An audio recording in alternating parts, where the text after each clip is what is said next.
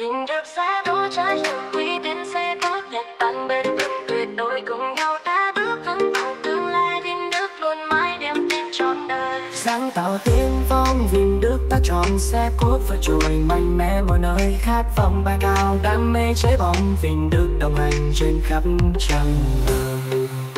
Vinh Đức sẽ đỗ trái đường